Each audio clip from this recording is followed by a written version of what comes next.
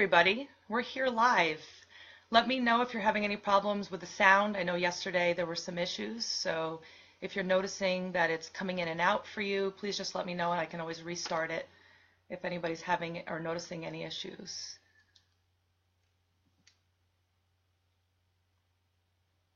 All right, so I'm going to wait like a minute or so, give everybody a chance to get signed in and to start checking everything out. Again, if you're noticing any issues at all with the sound, let me know. If you come in late and you're concerned that you missed anything, don't worry about it. It's going to be recorded, so you're going to be able to watch this whenever you would like to. So feel free to come in. And if you have to leave early, I totally understand. I'm thinking that this is going to be about 20 minutes. So if you need to go, I understand. You can always come back and rewatch this whenever you need to. So I'm going to wait another 30 seconds or so, and then I'm going to get started. How's everybody doing tonight? Did they have a good Monday? I always love that. Everyone, that's not happy with Mondays. I like Mondays. I think they're pretty awesome. All right. Well, we're going to get started. I wanted to start off by asking you a question. How many people have ever felt that happy, healthy relationships were a myth? Anybody? Has anyone ever been in an unhealthy, dysfunctional relationship? Probably a lot of people, at least once in their lifetime, have been in an unhealthy relationship. Could be their significant other, or even maybe a family relationship. Could be both, like some of us. So my name is Stephanie McPhail-Toxic. I am a dream coach, and I really thank you so much for coming tonight. I really appreciate you coming here, spending the time to hang out with me and listen to what I have to say. I really feel that by the time you leave here tonight, you will have 6 different tools that you will be able to use to start working on the things that you need to work on in your life immediately. There are things that I figured out during my process, during my journey, that helped me a lot. And I'm hopefully going to be able to give that to you so that you can share that with other people and yourself if that's what's needed. So I'd like to start off by sharing a little bit of my story with you, if that's okay. Anyone know the word dysfunctional family, and does that resonate for anybody at all? I know for more than a few of us, dysfunctional family was kind of the norm for us. So when I was younger, my dad was ex-military, so he was a retired Air Force, and we used to move around every few years. And we never really, sat in the same state for very long. We kind of were constantly on the move. But one thing that was always constant was the arguing. There was lots of arguing. There was lots of fighting. There was just lots of not really great stuff going on. And I started to learn at a very young age how to kind of deal with it, but also ignore it in a way that we had to try to pretend like everything was okay. So we had to put up appearances. We had to appear as if we were okay. So that way in church, people would look at us and they would be like, oh, that's the good church family, the church-going family. We didn't really want to make anyone realize some of the things that were going on at home. And the amount of times that my mom packed up her bags and said she was going to leave and then would come back, and then we would never talk about the fight. And there would be things that would get, much more just kind of crazy in the house, and there was never any apologies, and there was never anything that was resolved from that. But there was a lot of just anger and frustration. So for me, growing up, love was never really a comfortable thing, and I'm going to talk more about that later on. But that was something that really followed me for a really long time. And now fast forward to my adult relationships, and I didn't have just one unhealthy relationship. I had several unhealthy relationships. And just to give a whole bunch of different examples of some of the things that happened, being talked down to, being called names, having bad things said to me under their breath, being pushed, being spit on, being woken up in the middle of the night with the light being turned on so that I couldn't go to sleep, or the sheets being pulled off my bed so that I couldn't go to sleep and I'd have to go to work the next day. And there's lots and lots of different just horrible stories, but there was one that kind of comes to mind where I was with an ex and we were fighting, and he started punching the walls all around me, over my head, over the side of my body. And I remember just covering my head and just like melting to the ground, sobbing, and just was just so emotionally distraught. And I just remember laying in a ball on the ground and thinking to myself, is this it? Is this what life is? Is this what a relationship is? And I really didn't know at that point. I didn't know what a real relationship, what a healthy relationship was. And there was other times where there was violence in other relationships that were just really terrible. And so it started to be just like the way it was. I left one relationship, got into another relationship, and it was just another really unhealthy one. And I got married, and it was another very unhealthy relationship and just a lot of bad things going on there. And I finally decided to get a divorce. And obviously it was a really hard thing to decide at that point in my life. I was 35 years old. I was afraid of being by myself and starting all over again. But there were some questions that I asked myself, and I'm going to share those in a few minutes. But there was a few questions that I had to ask myself. And as I was going through that process, where you'd think things would start to get better, they actually almost got worse. And it was just unbelievable at some times. After I decided to get my divorce, my best friend at the time started to sleep with a guy that I liked. So that kind of threw me off completely. So I lost that friendship. And then my grandmother passed away, and I was very close to her. So that was something that was terrible. And I couldn't go to the funeral because she was in France, and I couldn't get there quickly enough. I got a blood clot in my arm, and I had to be on bed rest. I couldn't leave my house. So here I was all by myself. I started dating somebody, and he disappeared. Didn't just break up with me. He actually just disappeared. I didn't know where he went. And for the first time in my life, I was completely and totally alone. And it was a pretty horrible moment in a lot of ways, where I couldn't handle it, and I became depressed. I couldn't get out of bed. I lost like 15 pounds. I couldn't eat. I couldn't even really sleep. I would come home, get into my pajamas, lay in bed, and just watch self-help videos. And, just do whatever I could to try to just get through, like one day at a time. I can get this, I can do this, I just have to live through this. And I kept just kind of feeling that way, and I just feeling really terrible. And I was depressed for a while. And I went through that process, and I started to say to myself, okay, what is the lesson? What can I learn from all of this? Because I don't want to do this anymore. I don't want to be by myself feeling this way. I don't want to feel this awful anymore. And what are the lessons that I have to learn? So I started to be more open to the lessons, and kind of like to add insult to injury. This was the end of 2013. So 2014, I ended up getting pink eye and then sprained my ankle. And spraining my ankle was one of those things where I was like, are you kidding? Like, really? All right, God, universe, I get it. I need to change things. I have to change things, because I am not going to do this ever again. So that spraining my ankle was actually the beginning of me really making major, major changes. And things just started to open up from there. I started working on myself. I started doing all the things that I needed to do to make my life better. I started following my passions and finding out who I was. I had never been able to do that because I'd always been with somebody. So I really just started to follow whatever I loved to do. And I found out who I was.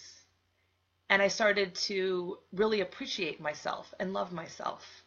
And as I started doing that, I actually became so happy that when I actually finally did meet my husband, I have to say he had to talk me into it.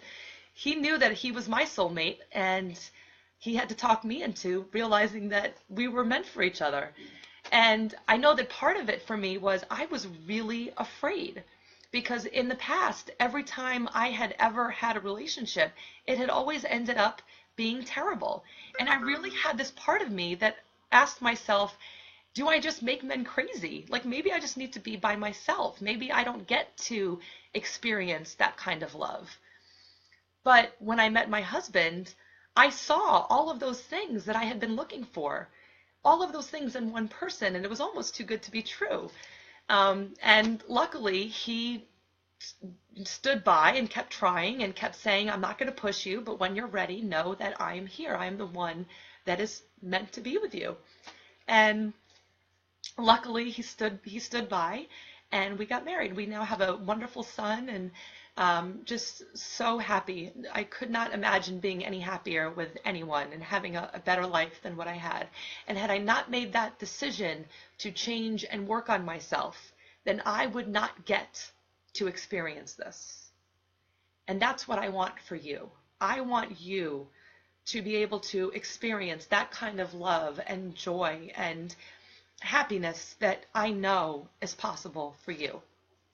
So I'd like to share with you my 6 tips, and I kind of talked a little bit about some of them, but I want to just go into a little bit more detail. So the first thing that I think was really helpful for me was ask yourself this question.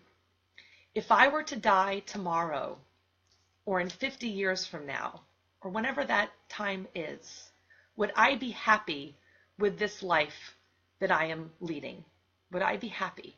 Would I be happy knowing that this is what life is?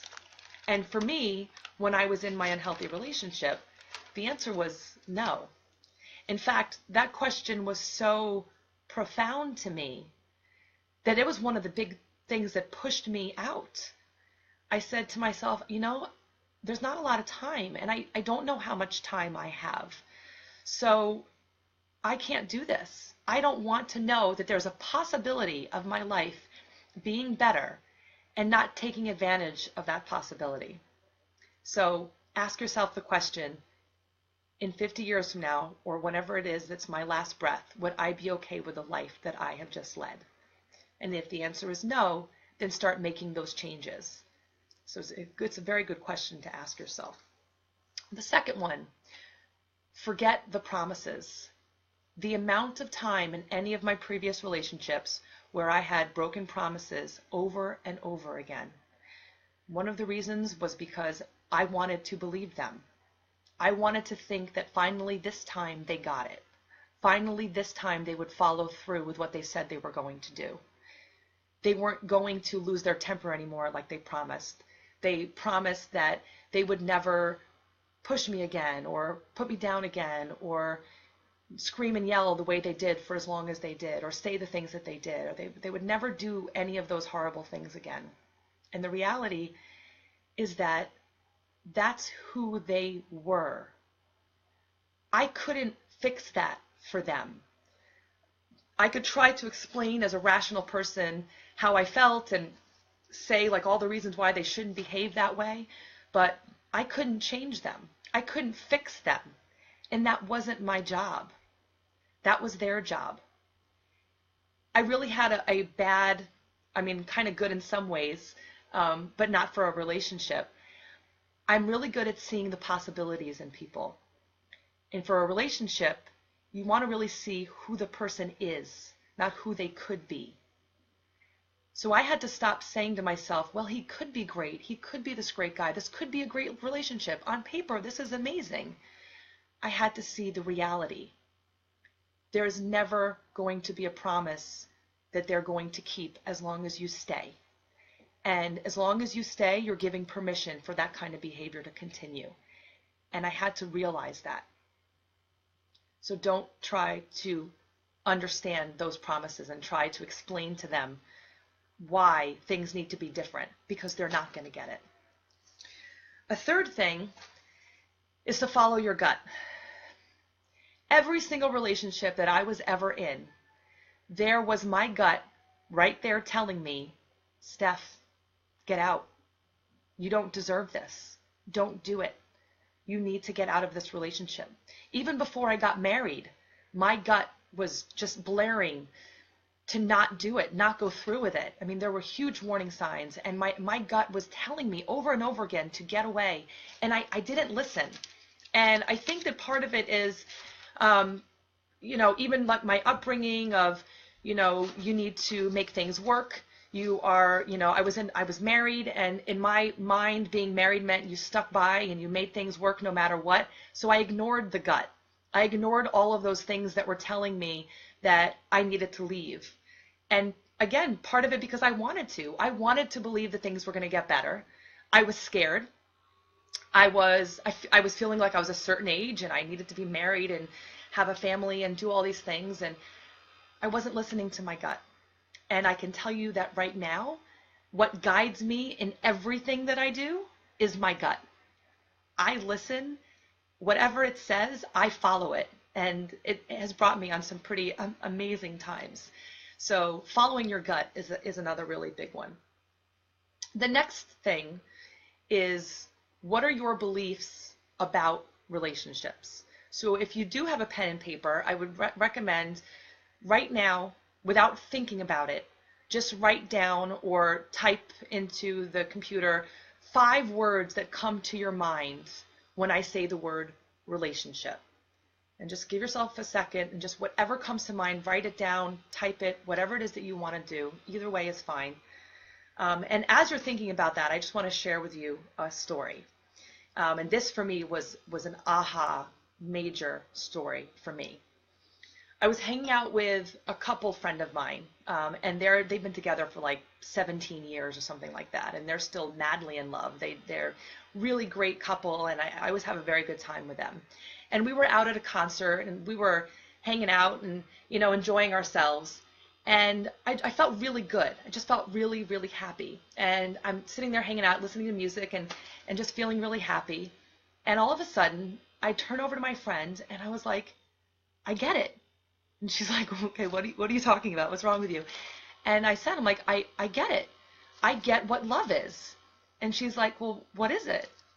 And I was like, it's this. It's the calm, the peace. That's what love is. And before then, I thought that love was anxiety. And I didn't know that that was the word. I didn't know that's what it was. To me, love was uncomfortable because that's all I had ever experienced. I didn't know love could be calm and feel so good. And in that moment, I decided that if I was going to be with anyone, it was going to be with someone that I felt that calmness with, that I felt that peacefulness with. And I wasn't going to settle for anybody that didn't allow me to feel that way.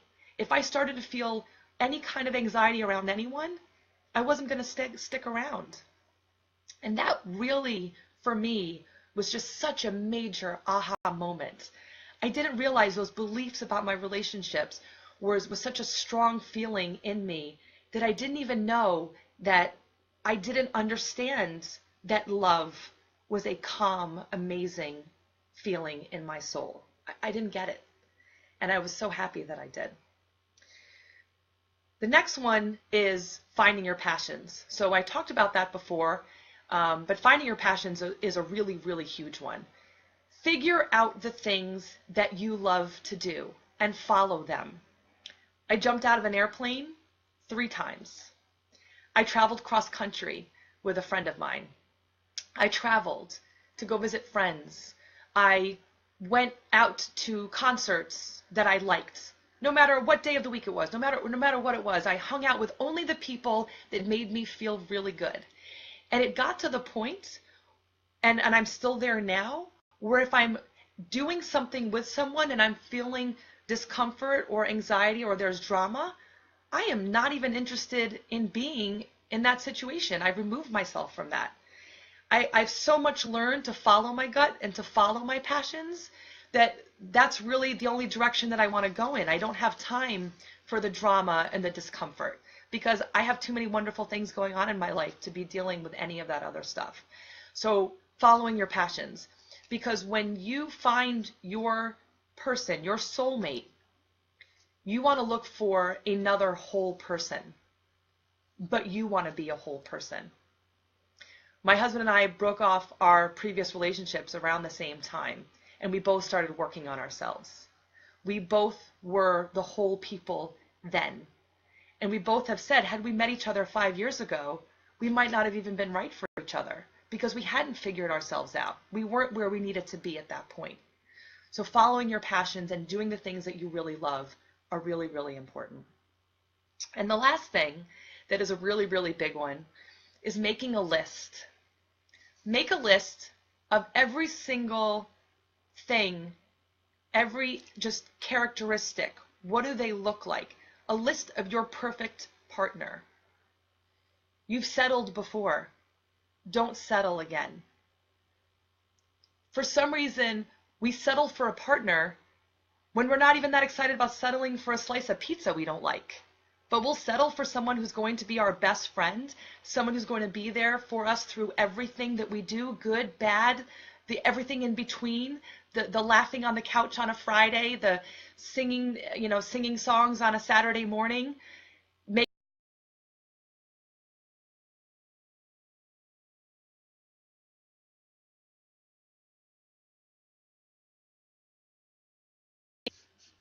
Oh, I lost you for a second.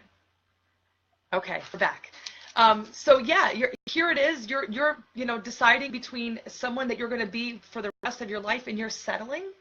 I settled before, and that wasn't anybody else's fault. I thought that I had to deal with somebody else's crap, so I just kind of was like, yeah, I guess I could deal with this. I started making a list when I was going through all my passion quests and doing all of these things to figure myself out. And every time I would go on a date, I would write the things down that I really liked about different people because I wanted to only be with the best match for myself. So I made a list. I made a list of every single thing. And when I met my husband, I was amazed. And when I met him, I was like, wow, he's check that off, check that off, check. And I just kept checking it off. And I'm like, is this man real? Like, is this really possible? It's got to be, because I know that I exist. So somebody that would be a good fit for me has to exist. I know that that is possible. So that is really a great way of knowing who you are looking for and knowing what your have-tos and definitely can't deal with. Those are some things that you really need to be serious about. Think about the perfect partner for you and don't settle. There is no reason to settle when it comes to your partner, your best friend. So I shared with you 6 different things, 6 different tidbits that I think can help you. They helped me a lot. Some of them were just, amazing things that changed the way I looked at relationships and really changed me. So I thank you for coming tonight and for tuning in and watching this. Hopefully this helped you. If anybody is interested in getting a little bit more, they're ready on their journey to start really making really big steps in the, in the forward direction and start learning more and going to way more in depth. I do have a few spots open for people that would like to get some help from me directly. So if that's something that's interesting to you, feel free. I will be giving special discounts, special promotions for people that watch the Facebook live feed, and for those people who share this with other people, obviously. So, I don't have that many spots open, so the quicker you decide, the better it is. But either way, there's a lot of really great tips that I gave you. Hopefully those will work for you and you can start putting those into place and start really thinking about those and maybe writing some of those things down. And, like I said when I started, I'm here on the other side. And I would love for you to join me, because to know now, I wish I kind of knew then what I know now. To know how amazing and wonderful life can be if you let go of all of those other things, that the have-tos and shoulds and all those things, you let those go and you start working on you and then not settling for your partner. That person that's right for you is there. That life that you want, that you thought might only be a dream, is there, I promise. And if you only live once, you might as well make this one the best possible life that you possibly can. So I look forward to talking with you.